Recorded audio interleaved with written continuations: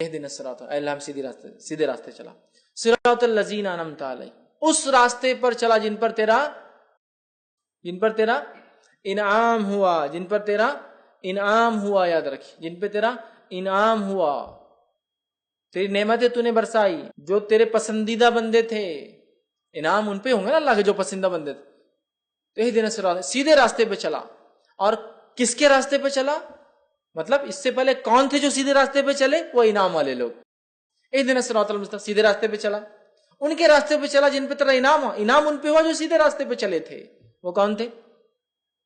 من النبیین، وہ انبیاء تھے، والصدیقین، اور سچے لوگ تھے، والشہداء، اور شہید تھے، والصالحین، اور نیکوکار تھے، وحسن اولئک رفیقا، جو قرآن کی ایک آیت کا یہ حصہ یاد رکھیں، ہے نا، ایک لمبا واقعہ ہے اس کے پیچھے بہرحال، لیکن انعام والے لوگ کون ہیں یہ آیت کے اندر بتا دیا گیا، وَمَن يُطِعِ اللَّهَ وَرَسُولَهُ فَأُولَٰئِكَ مَعَ الَّذِينَ أَنْعَمَ اللَّهُ مِنَ النَّبِيِّينَ وَالصِّدِّيقِينَ وَالشُّهَدَاءِ وَالصَّالِحِينَ وَحَسُنَ أُولَٰئِكَ رَفِيقًا، کہ جو اللہ اس کے رسول کی اطاعت کریں گا تو وہ ہوں گا روز قیامت ان کے ساتھ، من النبیین، انبیاءوں کے ساتھ، والصدیقین، سچوں کے ساتھ، والشہداء، شہیدوں کے ساتھ، والصالحین، اور نیکوکاروں کے ساتھ، وحسن اولئک رفیقا، اور کیا ہی بہترین ساتھی ہے۔ سمجھے آپ؟ انعام کس پر ہو؟ چار لوگوں پر، انبیاءوں کے طریقے پہ ہم کو چلنا ہے، اور بالخصوص نبی اکرم صلی اللہ علیہ وسلم کے طریقے، چونکہ آخری نبی جو ہمیں دیے گئے ہیں، وصدیقین، اور سچوں کے طریقے پہ، جس طرح سے ابوبکر الصدیق سچے انسان تھے، سارے دنیا نے جھٹلایا، آپ نے اقرار کیا، سارے لوگ عرب کے ہنس رہے تھے کہ محمد کہہ رہے ہیں، جو مشہور واقعہ ہے کہ آپ کو لقب صدیق کیوں ملا، وہ یہ تھا کہ سارے لوگ ہنس رہے تھے کہ محمد صلی اللہ علیہ وسلم رات کے حصے میں کل گئے اور جا کر مسجد اقصیٰ سے پھر آسمانوں کا سفر کر کے آئے، دیکھو محمد، نعوذ باللہ، محمد صلی اللہ علیہ وسلم تمہارا ساتھی، کسی نے ابوبکر صدیق سے کہا تمہارا ساتھی جو ہے نعوذ باللہ پاگل ہو چکا ہے، کہ وہ یہ کہہ رہا ہے کہ رات کے حصے میں مسجد اقصیٰ جو کہ 1 مہینے کا سفر، اس کے بعد آسمانوں کا سفر کر کے آیا ہے۔ ابوبکر صدیق رضی اللہ عنہ نے کہا کیا محمد صلی اللہ علیہ وسلم یہ بات کہہ رہے؟ تو کہا پھر میں اس کو مانتا ہوں، وہ جا کر آئے۔ صدیق سچا مطلب تصدیق کرنے والا، سچ کو ماننے والا، صدیقین جیسا ابوبکر صدیق اور دیگر سچے لوگ تھے، والشہداء، اور شہید، جس طرح سے عمر ابن خطاب رضی اللہ عنہ، جس طرح سے عثمان ابن عفان رضی اللہ عنہ، جس طرح سے علی بن ابی طالب رضی اللہ عنہ، جس طرح سے حمزہ بن عبد المطلب رضی اللہ عنہ، اور جس طرح سے ایک لمبی فہرست ہے شہداء کی، اور وہ صالحین، اور جو نیک لوگ ہیں، اللہ کے نیک بندے ہیں، یہ وہ 4 لوگ ہیں کیٹیگریز جن پہ اللہ کا انعام ہوا۔ یہ سب ایمان کے بعد والی چیز ہے، ایمان لائے، وہ سارے تقاضوں کو پورا کرنے والے، لیکن ایمان کی بلندیوں کو چھونے والے، جس میں انبیاء جن کے درجے تک ساری انسانیت بھی مل جائے تو ایک نبی کے ایمان کے برابر یہ درجے تک نہیں پہنچ سکتی، وہ تھے، اور اس کے بعد ان کے راستے پہ ہمیں چلنا ہے، بالخصوص نبی اکرم صلی اللہ علیہ وسلم کے طریقے پہ، اور پھر وہ صدیقین، وہ سچے لوگوں کا جو تصدیق کرتے تھے حق کی ہر دور اور زمانے میں۔ آج بھی اس زمانے سے ہم گزر رہے ہیں جس زمانے میں اسلام کا انکار کرنا، حق کا انکار کرنا معمولی بات سمجھی جا رہی ہے، یاد رکھیں۔ اس دور میں تصدیق کرنا کہ میں ایمان لاتا ہوں اس چیز پر، منہ ان جیسا کہا گیا، یہ ایک سچے انسان کی، مومن کی آج پہچان ہے۔ وہ شہداء، وقت پڑنے پر اپنا جان مال تو انسان لگاتا ہے، جان بھی اللہ کے راہ میں لگا دے۔ وہ صالحین، اور نیکیوں پہ اڑا رہے، اس لیے کہ آج نیکی کرنا بہت مشکل کام ہو چکا ہے۔ وحسن اولئک رفیقا، اور اللہ نے کہا کیا ہی بہترین ساتھی ہے، جو اللہ رسول کی اطاعت کریں گا تو ہوں گا 4 لوگوں کے ساتھ، اور یہ بہترین ساتھی ہے، تو یہ انعام والے لوگ ہیں۔ تو اللہ چلا ہمیں سیدھے راستے پر، کن کے راستے پر؟ جو اس راستے پہ چل چکے ہیں پہلے، وہ کون ہے؟ وہ 4 لوگ جن پہ تیرا انعام ہوا، وہ 4 لوگ یہ ہے، ٹھیک ہے، صراط الذین انعمت علیہم غیر المغضوب، اور مت چلا ان راستے پر، ان لوگوں کے راستے پر جن پر تیرا غضب ہوا۔ اس سے مراد یہود، اس سے مراد یہود، اس لیے کہ وہ ایمان والے تھے ہم سے پہلے، لیکن ایمان والے ہونے کے باوجود انہوں نے کفر کو اور شرک کو پسند کیا، انبیاء کی نافرمانی کو پسند کیا، اللہ کے جس کو شعار علامت انبیاء کو قتل کرنا پسند کیا، جو رب چاہتا تھا اس کی خلاف ورزی کرنے کو پسند کیا، ہفتے کو مت شکار کرو کرنا ہے پسند کیا، سمجھ رہے آپ، نافرمانیوں کو پسند کیا، اطاعت کو چھوڑ دیا۔ یہود، ان پر اللہ کا غضب ہوا، اور یہود کی خصوصیت رہی جو ان سے کہا گیا وہ پیچھے رہے اس کے، اور اللہ رب العزت ان سے وعدہ کر چکا قیامت تک یہودیوں کو اللہ تعالیٰ آزماتا رہے زبردست عذاب سے، ہر صدی میں ان پہ عذاب آتا ہے، الملک ہر دور میں ان پر ایک صدی میں عذاب آتا ہے، زبردست اللہ عذاب لاتا ہے، چونکہ ان کی سرکشیاں اتنی زیادہ ہیں۔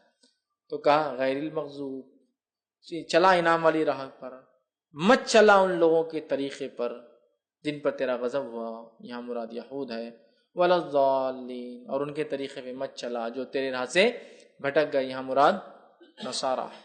نصارہ اس لیے کہ ایک یہودیوں کو دیے گئے انبیاء انہوں نے قتل کیا انبیاءوں کو بے حرمتی کی، اور ایک دیے گئے نبی نصارہ کو انہوں نے خدا بنا دیا. مطلب دونوں ہی الگ الگ ڈائریکشن میں بھاگے، ایک حد سے پیچھے رہ گیا تو ایک حد سے آگے بھاگ گیا.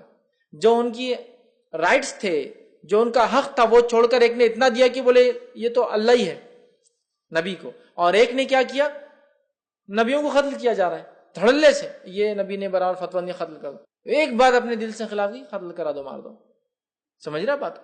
تو بہرحال یہود نے انبیاء کو قتل کیا، معمولی سمجھا، اور نصارہ نے جو نبی ان کو دیے گئے عیسیٰ علیہ السلام خدا بنا دیا لے جا کر. گاڈ یا ون ود گاڈ جو بھی بولیے، خدا یا خدا کے ساتھ ایک بنا دیا. ہم نے دونوں سے پناہ مانگی کہ مغضوب والے راستے بھی نہیں چلنا ہے اور ضالین والے. تو ہم کو ایک طرح سے اللہ رب العزت نے ایک گائیڈ لائنز دے دیا، سب سے منیمم دعا بتا دی کیا ہے کہ ہمیں کیا کرنا ہے، سیدھے راستے پر چلنا ہے، انعام والوں کے طریقے پہ چلنا ہے، اور دو لوگوں کے طریقے سے بچنا ہے. اگر اتنا ہم سمجھ لیں، اس لیے میں نے کہا دنیا اور آخرت کی کامیابی اس دعا کے اندر شامل ہے کہ ہم نے سمجھ لیا کہ ہمیں کیا کرنا ہے، سیدھے راستے پہ چلنا ہے. قرآن جو بتاتا ہے ہمیں ان لوگوں کے راستے پہ چلنا جن پر انعام ہو، انبیاء کے طریقے، بالخصوص محمد صلی اللہ علیہ وسلم کے طریقے پہ، اور اس کا صدیقین، شہداء، صالحین کے طریقے پہ چلنا ہے. یہ کر لیے تو دنیا کی کامیابی، آخرت کی کامیابی ہوگی. اور دو لوگوں کے راستے سے بچنا ہے، مطلب انہوں نے جو شر یا سرکشی یا برائی یا جو کام کیا وہ ہم کو نہیں کرنا ہے. بس اگر یہ نہیں کہ تو ہم خود بخود ان کے راستے پہ ہو جاتے ہیں. مطلب ایمان لانے کے بعد صراط مستقیم پہ اگر ہم ہیں اور اس کے بعد انعام والے لوگوں کے طریقے پہ چل رہے ہیں، تو دو چیزوں سے بچنا ہے ہم کو. وہ کیا ہے؟ جس طرح سے یہود نے کام کیا جن پہ اللہ کا غضب ہوا، اور ضالین نے کیا. اگر یہ کر لیتے ہیں انشاءاللہ عزیز تو ہم ان دونوں سے بچ گئے، اور یہ لوگوں کے طریقے پہ چل گئے تو دنیا بھی کامیاب، آخرت بھی کامیاب. ابھی انعام والوں کی راہ کیا ہے اور کیسی ہے؟ یہ صراط مستقیم کیا ہے؟ قرآن اب شروع ہو رہا ہے اس کے بعد، ہے نا، سورہ فاتحہ کے بعد الف لام میم ذالک الکتاب شروع ہو رہا ہے کہ یہ ہے وہ صراط مستقیم جو حدیث کے اندر جامع ترمذی کے آگے قرآن جو بلاتا ہے لوگوں میری طرف آؤ، صراط مستقیم. یہ صراط مستقیم پہ قائم رہنے کا ایک ہی ذریعہ قرآن، دوسرا کوئی ذریعہ نہیں، کوئی کتاب نہیں، کوئی چیز نہیں. قرآن اے لوگوں میری طرف آؤ، اور وہ صراط مستقیم یاد رکھیں، وہی سیدھا راستہ ہے. تو ہمیں قرآن کو تھامنا ہے. اگر اہدنا الصراط المستقیم ہم دعا کرتے ہیں تو صراط الذین انعمت علیہم، انعام والوں کی راہ. کیا ہے انعام والوں کی راہ؟ کیا کیا انہوں نے؟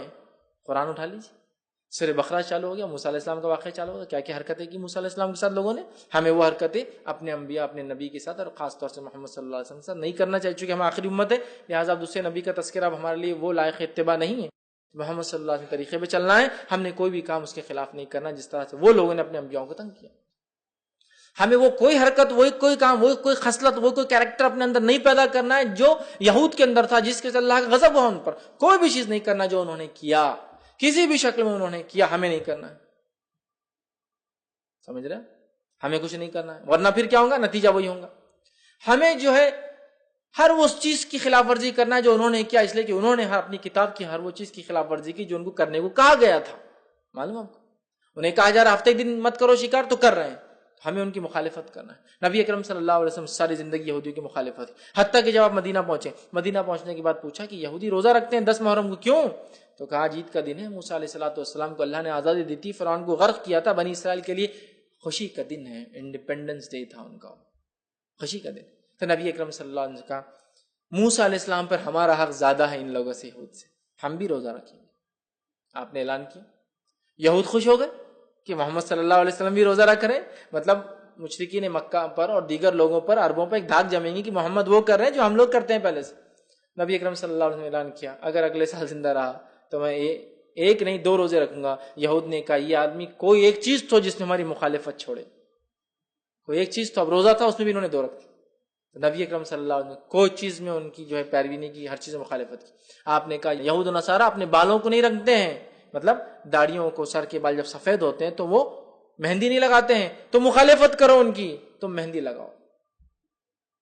مطلب دیکھنے دکھانے میں بھی ان کی شواہد اختیار نہیں کریں گے، وہاں بھی مخالفت کریں گے. سمجھ رہے آپ؟ اتنی مخالفت سکھائی. آپ صلی اللہ علیہ وسلم نے اس چیز کا اشارہ کر دیا کہ آنے والے زمانے میں قیامت سے پہلے تم لوگ ضرور اتباع کرو گے. ایسی اتباع کرو گے لوگوں کی، شبرم بشبرم وزیرام بزرم، ہاتھ در ہاتھ، بالش در بالش پیروی کرو گے. تم ایک زمانہ آئیں گا ہاتھ در ہاتھ، بالش در بالش پیروی کرو گے، مطلب ایک ایک چیز میں نقش قدم پر چلو گے. سوال ہوا کس کا؟ کہ اللہ کے رسول یہ رومی رومنس مطلب یورپینس؟ تو کہا اور کس کی؟ ایک روایت نے الفاظ بدل کے کہا کون؟ یہود و نصارہ؟ تو کہا اور کون؟ ان میں سے ایک جو ہے چھپلک کے سوراخ میں چلے جائیں گا، تم بھی چلے جاؤں گے، تو کچھ بھی بے خوفی حرکت کریں گے اور تم بھی کرو گے، چھپلک کے سوراخ میں جا رہا تم بھی چلے ان کے پیچھے، یہ حالت ہو جائے گی۔ بتا دیا تم ان کے نقش قدم پہ چلنے والے ہو، قرآن نے کہہ دیا دعا کرو کہ ان کے طریقے پہ نہ چلو۔ اب کتنی ایک عجیب ہماری مینٹالٹی، ہماری سوچ ہو چکی ہے کہ یہاں دعا کرتے غیر المغضوب علیہ، جس میں غضب ویسا نہیں ہونا، حرکتیں پوری ان کی جیسی، کام پورے ان کے ایسے کرنا ہے، فخر ناز و نخرے سب ان کے ایسے، سب ان کے ایسا، پھر غیر المغضوب دعا کر رہے ان کے خلاف، کیسا ہوگا؟